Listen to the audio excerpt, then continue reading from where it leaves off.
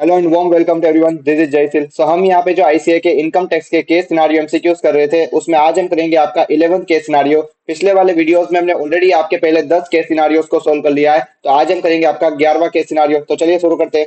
सबसे पहले हम क्या करेंगे, नीचे जो आपको क्वेश्चंस पूछे गए पहले वो हम रीड कर लेते हैं। पहला क्वेश्चन आपको क्या पूछा है, what would be the amount of depreciation in respect of plant and machinery? Y allowable as a deduction while computing income under the head profit and gains from business or profession for the previous year 25-26। तो यहाँ पे आपको current previous year में plant and machinery Y पे depreciation निकालने को पूछा गया। ठीक है सर। उसके बाद सेकंड क्वेश्चन में आपको क्या पूछा, what shall be the total amount of depreciation for the previous year 25-26 allowable as a deduction while computing profit and gains from business or profession। तो उसके बाद आपको सेकंड क्वेश्चन में करंट प्रीवियस ईयर का टोटल अमाउंट ऑफ डेप्रिसिएशन भी निकालने को पूछा गया। उसके बाद थर्ड क्वेश्चन में आपको क्या पूछा, Mr. X wanted to know from you whether tax is required to be deducted on professional fees paid to Mr. A, Mr. B, and Mr. C, respectively. If tax has to be deducted, then what would be the rate and amount of tax to be deducted at source? तो यहाँ पे third question आपको ये पूछा गया कि mister A B and सी को जो आपने प्रोफेशनल फीस का पेमेंट किया है, क्या उस पे आपको टीडीएस काटना होगा, और अगर आपको टीडीएस डिडक्ट करना है तो कौन से रेट से, एंड उसका अमाउंट ऑफ टीडीएस भी आपको निकालने को पूछा गया है। तो चलिए एक काम करते हैं, अब हम चलते हैं केस स्टडी पे। केस स्टडी में आपको क्या इन्फॉर्मेशन दी गई है वो हम रीड करते हैं।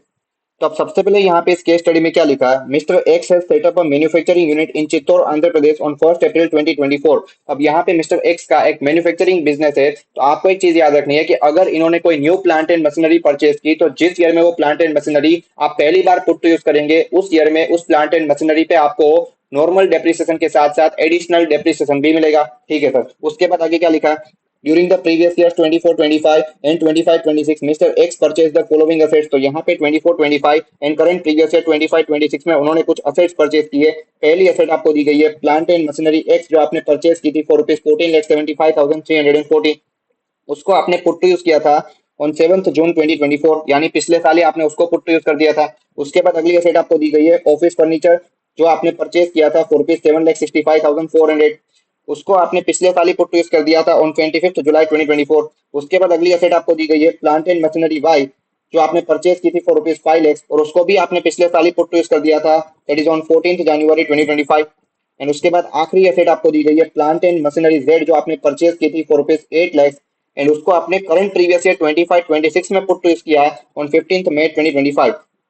उसके बाद नीचे आपको प्रोफेशनल फीस का डेटा दिया गया, जिसके रिलेटेड हमें थर्ड क्वेश्चन में टीडीएस का प्रोविजन पूछा गया था, लेकिन वो हम बाद में निकाल देंगे। पहले हम एक काम करते हैं, जो आपका डेप्रिसिएशन वाला पार्ट पूछा गया है वो हम यहाँ पे सोल्व कर देते हैं। अब यहाँ पे पहले क्वेश्चन में सेकंड क्वेश्चन में आपको ये पूछा गया था कि प्लांट एंड मशीनरी वाई पे आपका अमाउंट ऑफ डेप्रिसिएशन क्या रहेगा, एंड आपका टोटल अमाउंट ऑफ डेप्रिसिएशन क्या रहेगा for the current previous year 25-26। तो अब यहाँ पे जो आपकी प्लांट एंड मशीनरी एक्स है, दूसरा आपका प्लांट एंड मशीनरी वाई है, एंड तीसरा आपका जो ऑफिस फर्नीचर है, ये तीन असेट्स तो आपने पिछले साल ही परचेज कर ली थी, इनपुट टू यूज कर दी थी। तो इन तीन असेट्स पे तो आपको पिछले साल भी डेप्रिसिएशन मिला होगा। तो अब यहाँ पे आप इन तीन असेट्स पे सीधा करंट प्रीवियस ईयर में डेप्रिसिएशन नहीं निकाल सकते। तो आपको क्या करना होगा, पहले आपको इन तीन असेट्स पे पिछले साल का डेप्रिसिएशन निकालना होगा, that is of previous year 24-25। उसके बाद उसकी क्लोजिंग डब्ल्यूडी जो आपको मिलेगी वो आपकी करंट प्रीवियस ईयर की ओपनिंग डब्ल्यूडी बनेगी, और उसके बाद आप उसका करंट प्रीवियस ईयर का डेप्रिसिएशन निकाल पाएंगे। ठीक है सर। अब यहाँ पे आपको ये मालूम है कि हम डेप्रिसिएशन निकालने के लिए डब्ल्यूडी मेथड यूज करेंगे, और डब्ल्यूडी मेथड में आपकी block of asset system follow की जाती है। तो सबसे पहले आप एक काम करिए, यहाँ पे आपकी कितनी ब्लॉक ऑफ असेट रहेंगी वो आप निकाल दीजिए। तो सर सबसे पहले यहाँ पे जितनी भी हमारी प्लांट एंड मशीनरीज है उस पे तो हमारा डेप्रिसिएशन का रेट रहेगा 15%। Plant and machinery X, plant and machinery Y and plant and machinery Z, तीनों पे हमारे डेप्रिसिएशन का रेट रहेगा 15%। और इसके अलावा जो हमारा ऑफिस फर्नीचर है उस पे हमें डेप्रिसिएशन मिलेगा 10% के रेट से। तो हमारी यहाँ पे दो ब्लॉक ऑफ असेट्स बन जाएंगी। एक तो बनेगा हमारा प्लांट एंड मशीनरी का ब्लॉक, जिसपे हमें डेप्रिसिएशन मिलेगा 15% के रेट से, और दूसरा ब्लॉक बनेगा हमारा फर्नीचर, जिसपे आपका डेप्रिसिएशन का रेट रहेगा 10%। तो हम एक काम करते हैं, सबसे पहले यहाँ पे आपका पिछले साल का दैट इज प्रीवियस ईयर 24-25 का इन दोनों ब्लॉक ऑफ असेट्स का डेप्रिसिएशन एंड क्लोजिंग डब्ल्यूडीवी निकाल देते हैं। ठीक है सर। तो अब सर हम यहाँ पे प्रीवियस ईयर 24-25 का डेप्रिसिएशन एंड 31 मार्च 25 की क्लोजिंग डब्ल्यूडीवी कैसे निकालेंगे। तो सबसे पहले हम एक काम करते हैं, आपके प्लांट एंड मशीनरी वाले ब्लॉक की बात करते हैं। तो उसकी कोई ओपनिंग डब्ल्यूडीवी तो आपको नहीं दी गई थी एज ऑन 1 अप्रैल 2024। आप डायरेक्टली ऐड कर दीजिए actual cost of the asset acquired during the current previous year, यानी परचेज। लेकिन यहाँ पे परचेज आपको 3 पार्ट्स में ऐड करना होगा। पहले पार्ट में आप ये ले लीजिए कि जो प्लांट एंड मशीनरी आपने 24-25 में परचेज की है एंड उसको आपने पुट टू यूज किया फॉर 180 डेज और मोर, उस पे आपको फुल रेट से डिप्रिसिएशन दिया जाएगा। तो यहाँ पे आपको क्वेश्चन में ये बोला गया था कि आपने एक plant and machinery x purchase की थी जिसको आपने पुट टू यूज किया था 7 जून 2024 को, यानी आपने 180 डेज से ज्यादा पीरियड के लिए यूज किया होगा 24-25 में। तो उसकी एक्चुअल कॉस्ट आप पहले पार्ट में ले लीजिए, वो आपको दी गई थी ₹14,75,340।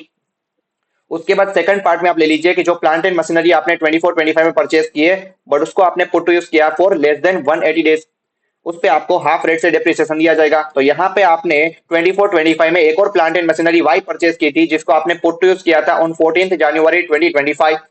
तो यहाँ पे उसकी एक्चुअल कॉस्ट आप ले लीजिए सेकंड वाले पार्ट में, वो आपको दी गई थी ₹5 लाख। तो ये दोनों एक्चुअल कॉस्ट आप ऐड कर दीजिए तो यहाँ पे डब्ल्यूडीवी आपको मिल जाएगी ₹19,75,340। यहाँ पे आपने कोई ऐसी प्लांट एंड मशीनरी परचेज नहीं की थी जिसको आपने अभी तक पुट टू यूज नहीं किया। उसके अलावा यहाँ पे 24-25 में आपने कोई प्लांट एंड मशीनरी सेल नहीं की थी, तो आपका जो मनी रिसीवेबल का अमाउंट रहेगा वो नील रहेगा। तो यहाँ पे जो डब्ल्यूडीवी हमें ऊपर मिली थी वही डब्ल्यूडीवी आपकी रहेगी for the purpose of computing depreciation, वो रहेगी आपकी ₹19,75,340। अब आप एक काम करिए, इस डब्ल्यूडीवी पे डेप्रिसिएशन निकाल दीजिए। तब यहाँ पे जो आपको डब्ल्यूडीवी मिली for the purpose of depreciation, उस डब्ल्यूडीवी को आप 3 पार्ट्स में डिवाइड कर दीजिए। पहले आप ये देखिए कि क्या इस डब्ल्यूडीवी में आपकी कोई ऐसी प्लांट एंड मशीनरी इंक्लूडेड है जिसको आपने अभी तक पुट टू यूज नहीं किया, बिकॉज उस पे आपको कोई डेप्रिसिएशन नहीं मिलेगा। नहीं सर, यहाँ पे ऐसी कोई भी प्लांट एंड मशीनरी इंक्लूडेड नहीं है। उसके बाद सेकंड पार्ट में हम क्या लेंगे, जो प्लांट एंड मशीनरी आपने 24-25 में परचेज की बट उसको आपने पुट टू यूज किया फॉर लेस देन 180 डेज, उस पे आपको हाफ रेट से डेप्रिसिएशन दिया जाएगा। तो हमने यहाँ पे जो plant and machinery Y purchase की थी 24-25 में, उसको हमने पुट टू यूज किया था ऑन 14 जनवरी 2025 को, यानी आपने 180 डेज से कम पीरियड के लिए यूज किया। तो यहाँ पे आपको उस पे हाफ रेट से डेप्रिसिएशन दिया जाएगा। तो सबसे पहले उस पे आपको नॉर्मल डेप्रिसिएशन मिल जाएगा एट द रेट 7.5%, तो वो अमाउंट आपको मिलेगा ₹37,500। इसके अलावा बिकॉज आप मैन्युफैक्चरिंग के बिजनेस में, तो आपको इस नई प्लांट एंड मशीनरी पे एडिशनल डेप्रिसिएशन भी दिया जाएगा। बट बिकॉज ये प्लांट एंड मशीनरी वाई आपने 24-25 में 180 डेज से कम पीरियड के लिए यूज किए, तो एडिशनल डेप्रिसिएशन भी आपको हाफ रेट से ही दिया जाएगा, that is eight the rate 10%, तो वो अमाउंट आपको मिल जाएगा ₹50,000। तो यहाँ पे आपको प्लांट एंड मशीनरी वाई पे टोटल डेप्रिसिएशन मिल जाएगा ₹87,500। अब उसके अलावा जो बाकी की आपकी बैलेंस डब्ल्यूडीवी है वो आपको मिलेगी ₹14,75,340, उस पे आपको फुल रेट से डेप्रिसिएशन मिल जाएगा। तो नॉर्मल डेप्रिसिएशन आपको मिलेगा 15% के रेट से, वो अमाउंट आपको मिल जाएगा ₹2,21,301। इसके अलावा यहाँ पे जो बैलेंस डब्ल्यूडीवी है उसमें आपकी वही प्लांट एंड मशीनरी एक्स है जिसको आपने परचेज किया था 24-25 में, तो ये भी आपकी एक नई प्लांट एंड मशीनरी है, उस पे भी आपको एडिशनल डेप्रिसिएशन दिया जाएगा। और यहाँ पे ये प्लांट एंड मशीनरी आपने 24-25 में 180 डेज से ज्यादा पीरियड के लिए पुट यूज की है, तो यहाँ पे आपको normal depreciation and additional depreciation दोनों फुल रेट से ही दिया जाएगा। तो एडिशनल डेप्रिसिएशन आपको 20% के रेट से मिल जाएगा ₹2,95,068। तो यहाँ पे अब आपको प्लांट एंड मशीनरी वाले ब्लॉक पे टोटल डेप्रिसिएशन मिल जाएगा ₹6,03,869। तो ये डेप्रिसिएशन आप उस डब्ल्यूडी में से माइनस कर दीजिए, तो यहाँ पे प्लांट एंड मशीनरी वाले ब्लॉक की क्लोजिंग डब्ल्यूडी मिल जाएगी एज ऑन 31 मार्च 2025 ₹13,71,471। उसके बाद यहाँ पे जो आपका फर्नीचर वाला ब्लॉक था उसमें भी कोई ओपनिंग डब्ल्यूडी आपको नहीं दी गई थी, लेकिन यहाँ पे क्वेश्चन में आपको ये बोला गया था कि आपने प्रीवियस ईयर 24-25 में एक ऑफिस फर्नीचर परचेज किया था फॉर ₹7,65,400 और उसको आपने पुट टू यूज की डेट से 180 डेज से ज्यादा पीरियड के लिए यूज किया है, तो उस पे आपको फुल रेट से डेप्रिसिएशन दिया जाएगा, that is eight the rate 10%। तो उस पे आपको डेप्रिसिएशन मिल जाएगा ऑफ ₹76,540। तो यहाँ पे आपको फर्नीचर वाले ब्लॉक की भी क्लोजिंग डब्ल्यूडी मिल जाएगी ₹6,88,860। अब इसके अलावा यहाँ पे आपको एक और काम करना है। आपको पहले क्वेश्चन में ये पूछा गया था कि प्लांट एंड मशीनरी वाई पे अमाउंट ऑफ डेप्रिसिएशन क्या रहेगा, तो यहाँ पे आपको separately plant and machinery Y की क्लोजिंग डब्ल्यूडीवी निकालनी होगी एज ऑन 31 मार्च 2025। तो यहाँ पे आपको प्लांट एंड मशीनरी वाई की एक्चुअल कॉस्ट दी गई थी ₹5 लाख, उसमें से आप माइनस कर दीजिए प्रीवियस ईयर 24-25 में प्लांट एंड मशीनरी वाई पे जो टोटल डेप्रिसिएशन आपको मिला है दैट इज ₹87,500। तो यहाँ पे आपको प्लांट एंड मशीनरी वाई की क्लोजिंग डब्ल्यूडी मिल जाएगी 31 मार्च 25 की ₹4,12,500। अब हमें यहाँ पे plant and machinery and furniture वाले ब्लॉक की जो क्लोजिंग डब्ल्यूडी मिली उसके बेस पे हम प्रीवियस ईयर 25-26 यानी आपके करंट प्रीवियस ईयर का डेप्रिसिएशन एंड क्लोजिंग डब्ल्यूडी निकाल देंगे, ठीक है सर।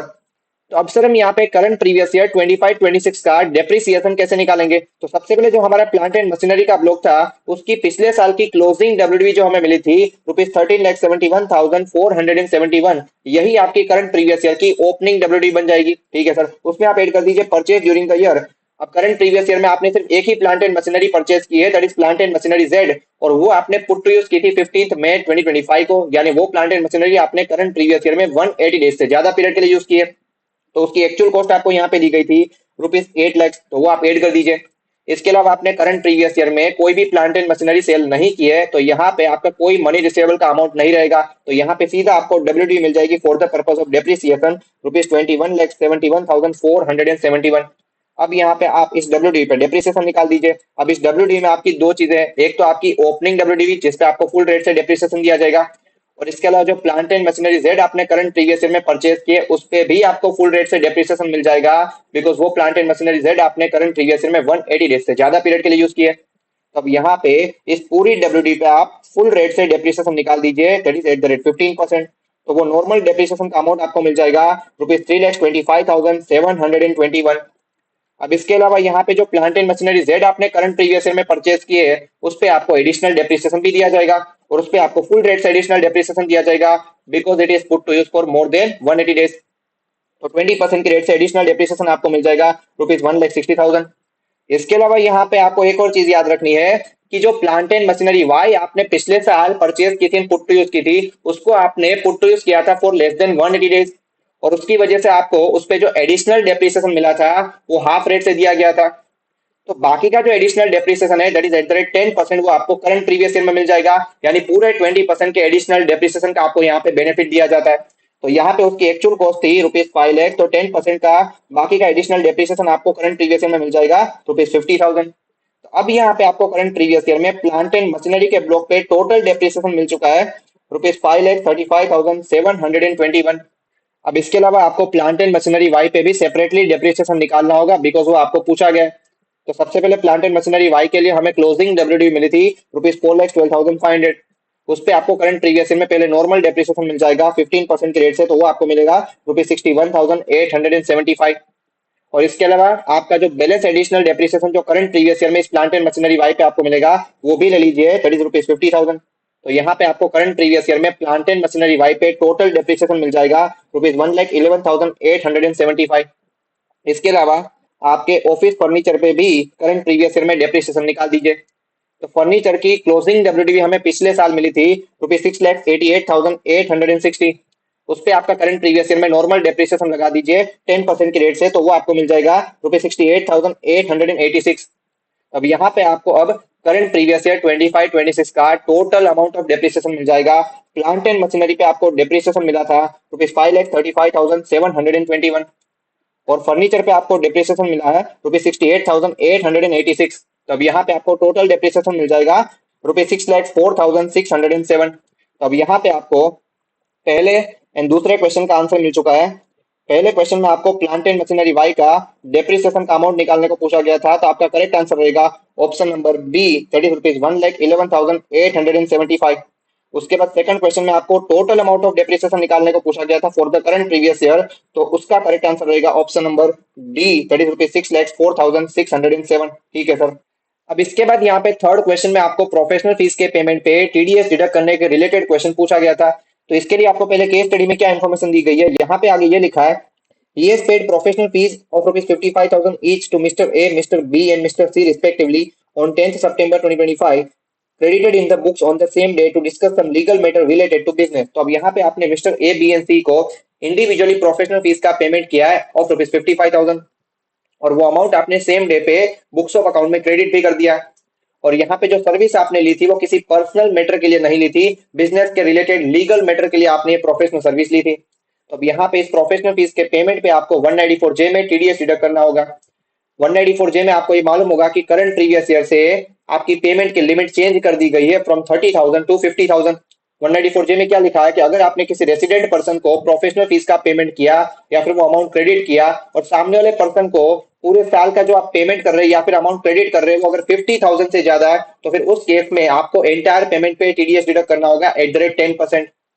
194J में इसके अलावा आपका पेयर कौन होना चाहिए, वहां पे ये लिखा है कि पेयर आपका कोई भी पर्सन हो सकता है बट अदर देन इंडिविजुअल और एचयूएफ।